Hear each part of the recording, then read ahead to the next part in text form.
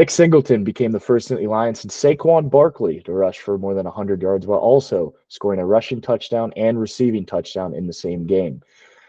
Singleton did that during Penn State's 34-27 narrow victory over Bowling Green a week ago. After an early season rest week, Penn State is set to host Kent State for a 3:30 kick. Welcome to Season 4, Episode 3 of the Straight from the Crest podcast. Hey, Straight from the Crest listeners. Stat Guy Chris here to remind you that this episode is brought to you in part by our friends over at Protocol Beverage. Made by a few dudes in Erie, PA who wondered, why doesn't zero-carb beer exist? Protocol's new light shift gives you the ultimate beer experience with zero carbs, a mere 80 calories, and they're shifting to what light beer should be. Savor the crisp, refreshing taste without compromising on flavor. Thanks, Protocol. Because this Michigan team can score. It's not like there's some stagnant bunch that relies on their defense. Welcome to the Street He can win us games. I think, thank you for your service, Cliff. But I go back and watch last year. Maybe we've got a little baby version of Wendell White, Reggie Bush cooking with Katron Allen, Nick Singleton. Katron Allen runs the ball.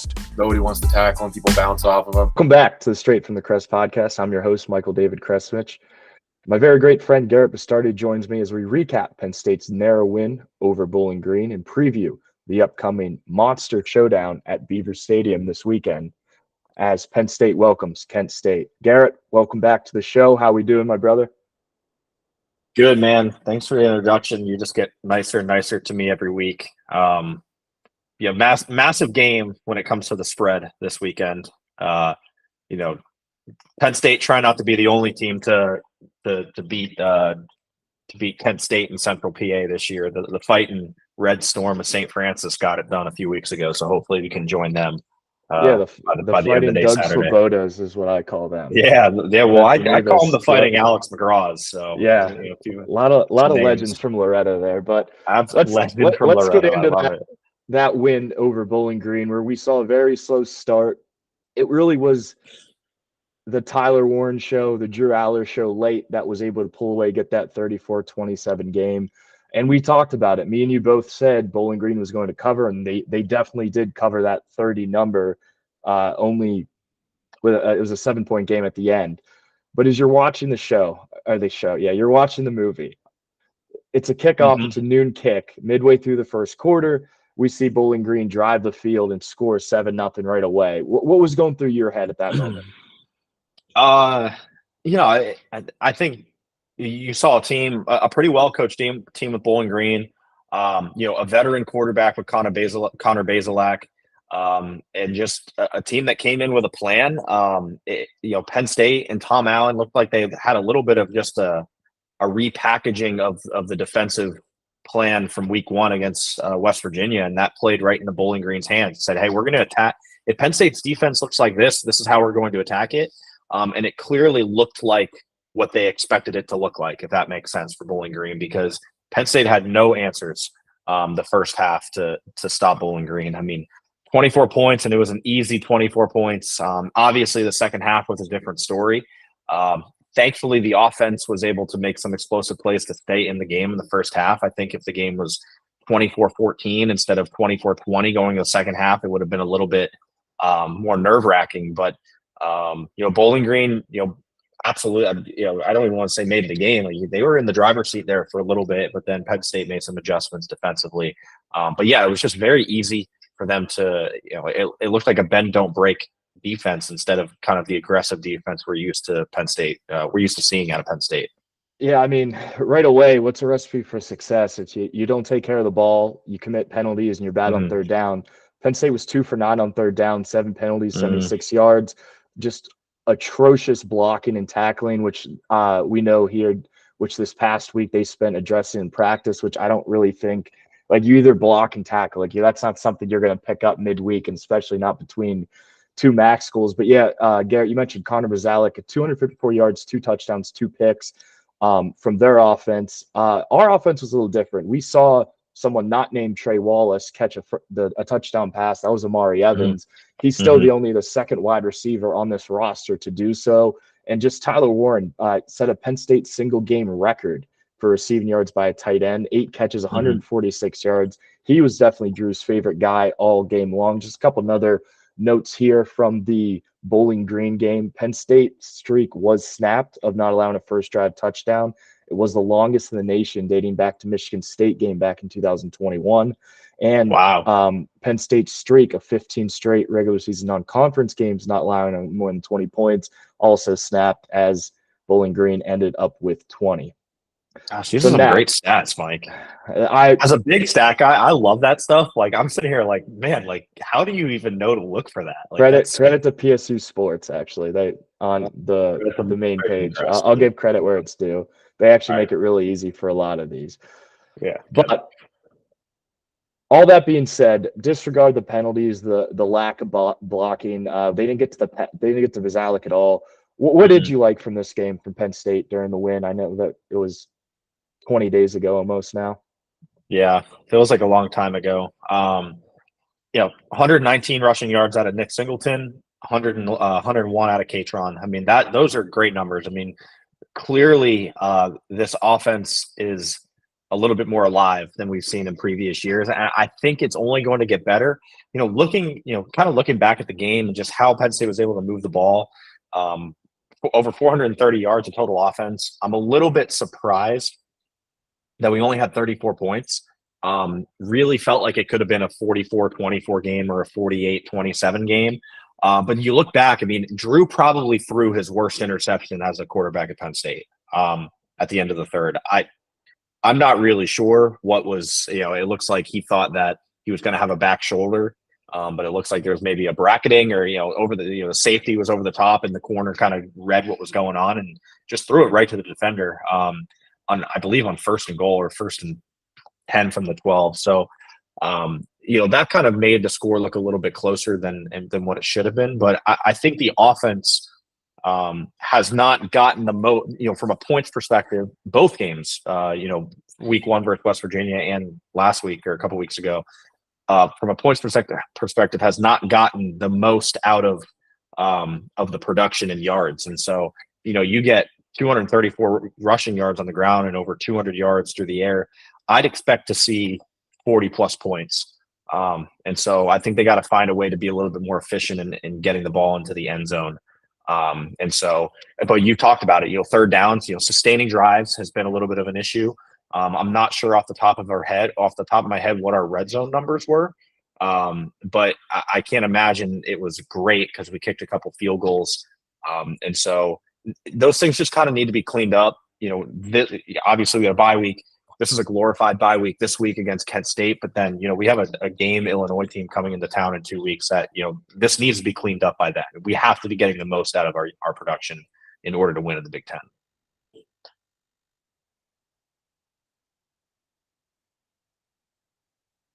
But it's a little different here. We're going to go through Penn State's schedule and just give you guys a few notes on each team and what to expect, because the beginning of the year, Garrett and I really couldn't break down this schedule. You need to see a couple weeks of football. We had no idea what USC was going to be. They got a pretty damn good offense now.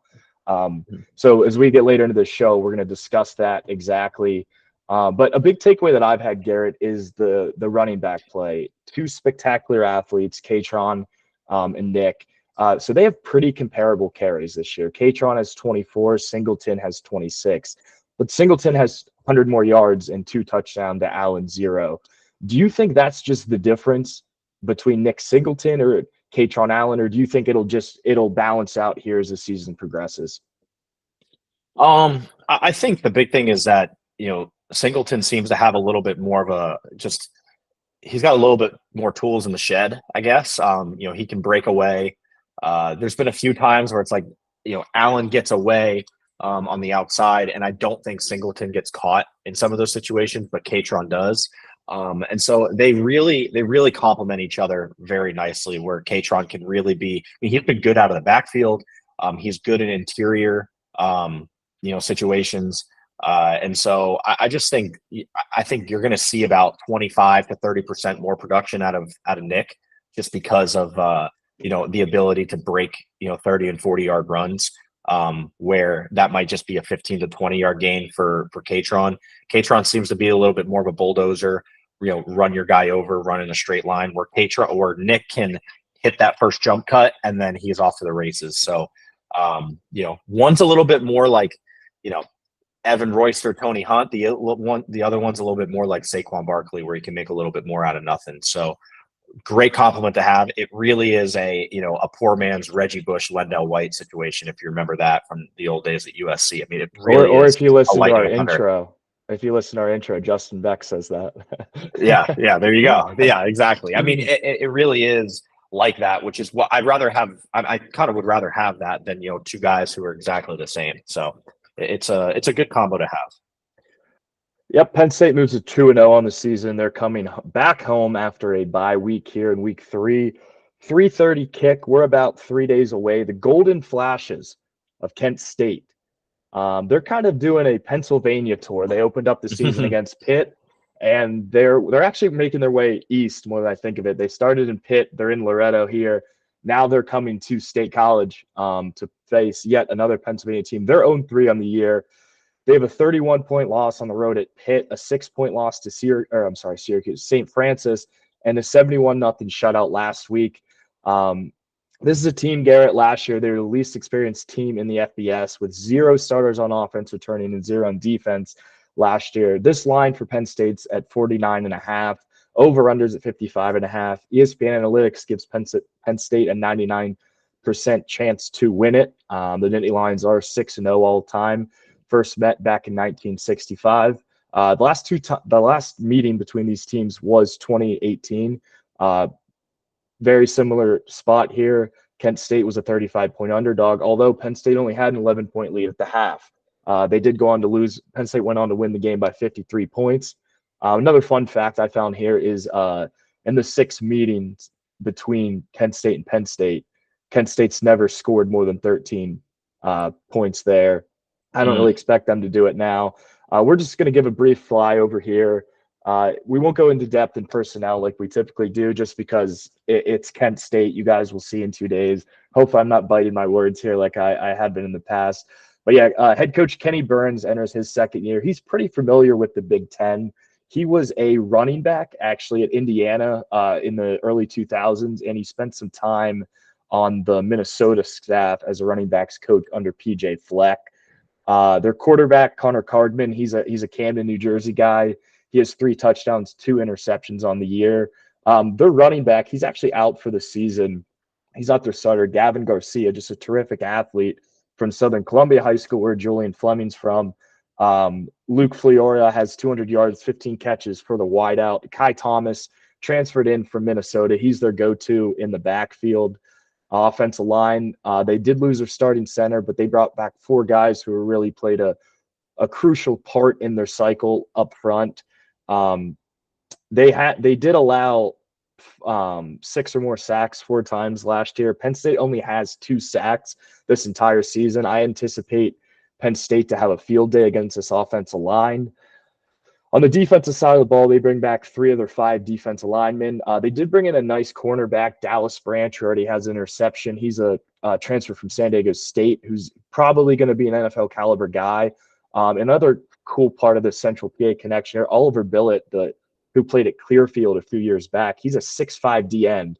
He's a terrific football player there. And one place here that I think Penn State, before we get into predictions, one overwhelming disparity between the two is on pass success rate. Offensive side of the ball, Penn State is 8th in the country on the defensive side against the pass. Kent State is 130th. So I expect a big day out of Mr. Drew. But let's kind of, last week we gave our predictions, and we both talked about you stay healthy, you fix the penalties, and you take care of the ball. That's what we're going for. They took care of the ball for the majority outside the Drew pick. They were horrible on 3rd down. And as we got the update on Twitter about 30 minutes before we got into the call here, there's some injury news that's going to affect Penn State's secondary. Yeah, I mean, Kevin Winston, the junior, the starting safety, being out, left the game against Bowling Green. And, Coach Franklin today talking about how it's going to be a long-term injury. Big loss, a very, very big loss. Thankfully we do have some talent on the back end there that can replace, but I'm not totally, it's going to have to be done by committee rather than having, one of the best safeties in the country being back there. So It's a part of the game, unfortunately, but that's probably the biggest story that we're going to see through the next few weeks. And so hopefully we get more, and maybe potentially get him back by the end of the year. But it sounds like it could be something that is a season-ending one. Yeah, I mean, with Winston in there, we're definitely a top 10 secondary, I would say, in the country. But the reason you hit the portal, the reason you bring in AJ Harris and Kimber is for reasons like this. And I don't know personnel. I don't know who they're going to move over there. I don't know if they're going to shuffle. I don't know what the deal is here as we're 2 games away. But it's a hole. It's a hole that you're going to have to address eventually here. I think this week you can afford that, but I think with some pretty good offenses coming up, it's got to be fixed. And there's really, I mean, I hate to say it, but there's no better week to kind of put out there who you want to see. Penn State plays 8 guys in their secondary, and I think it's not a glaring issue. I think a loss to Abdul Carter, which would be much more impactful, not to compare apples to oranges here, but comes at a bad time. But let's see what we can make of it. I'm seeing the over under at 56. Penn State's a minus 50 favorite. Which side are you leaning? Give me your score projection and first score. We didn't do first touchdown score last week. I don't think so. I think maybe we did. I forget. We got to go back and look at the tape. Fun fact: when I was little, I thought Kent State stood for Kentucky State. I think Penn State wins something like 71-10, and Drew throws a touchdown to Trey Wallace very early in the game. That is literally all I have with this game. I mean, this is, Tennessee was up 68-0 at the half. They literally could have scored 140 points, Chris Whitmer style, on Kent State. And so, it's just not going to be pretty. If you remember a few years ago, Penn State beat Idaho 77-10. It's going to be in that category if James Franklin wants to run it up that much. No mention of Timothy App from you. Timothy App? No, I don't know who that is, because if it's a player on Kent State, I don't look up teams that lose to St. Francis. So. Mr. App was a contemporary painter who went to Kent State back in 1970. Oh. I do know Steve Harvey went to Kent State. So if you're trying to pull one over my eyes, I'm aware of some alumni just in case. I did my homework. You didn't dig deep enough. But yeah, I'm who also won? Michael Keaton. So there you go. Mikey's a big other guy. The other guys? I love that movie. It's my favorite movie. Mikey loves that movie. Some recency bias. But I think it's a game that Penn State plays everyone. I don't think Drew steps on the field past the 10-minute mark in the third quarter. Yeah, a lot of bow. I think it's a lot of bow. I think it's a lot of get the guys in and ice up, son. If I had to put a number to it, like I said before in the 6 meetings, Kent State hasn't scored more than 13 points. I think AJ Youngmark could play free safety for Penn State, and that number still stays under. I like 52-7 Penn State. I think that's my projection there. If you guys are going to 3:30 kick for that game, and typically we would depart here, but that was kind of a quick episode. So we're going to do a segment here where we're just going to preview the next few weeks briefly. I'm going to ask G some questions here, and we're just going to, like I said, we needed a couple of weeks just to get some ball under us, immunity. And then so we could really just take a look at the personnel who's out there. Like USC was my biggest shocker. I didn't think their offense would be as explosive as it has been. I guess we'll just start with this, Garrett. Of the Big Ten football teams, whether it's the talent Ohio State, the lack of talent on the field this year in Ann Arbor, what's been the biggest surprise to you out of any team in the Big Ten not named Penn State? It's a good question. I think I would have to agree with you. Like, being at the top tier is probably USC. I think they're, Lincoln Riley talked a lot about, we're going to change the culture here. I'm going to change my own culture, and we're going to be defensive.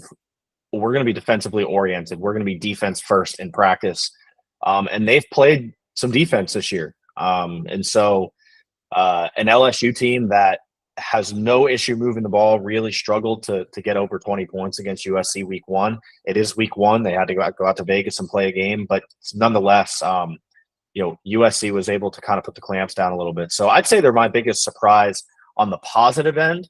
I think on the negative end, Wisconsin's not very good, and they lost Tyler Van Dyke against Alabama in the second series of the game, which is going to make things even harder for them. And so a game that I was kind of circling as like, man, if we can get if we can win 2 of the 3 of USC, Wisconsin, Ohio State, I'd be very surprised if Wisconsin gives us as much of a game as I thought we would see from them early or before the season. So still tough going on the road there, but they're just not as good under Luke Fickell this year. Just have some offensive deficiencies. They'll be tough on defense, but so on the other end of the spectrum, they're probably my biggest surprise to this point. Yeah, I agree with you. Let's talk about USC's offense here. Remember when Penn State USC met back in that 2017 Rose Bowl? Sam Darnold, Adoree Jackson, Juju, 1,000 yards of offense combined for both teams. I would say it's going to be close to that this year. I think both offenses have the firepower. And something I found about, let's talk about Wisconsin, which the way that they're gravitating towards now, Penn State, I think Penn State owns the series 11-9 against Wisconsin. Penn State's covered in the last 5 games against them. So they've just been phenomenally performing against the Badgers there. But next week here, as when you do the Illinois preview, which will be coming out a week from today, everyone, Penn State used 5 defensive takeaways last year, or the last time they played. They won 38-14, but also the last time this Fighting Illini squad came to Beaver Stadium, it was an upset alert. Do you think the Fighting Illini have that potential in them this year? And talk about the game this weekend that Illinois is about to play.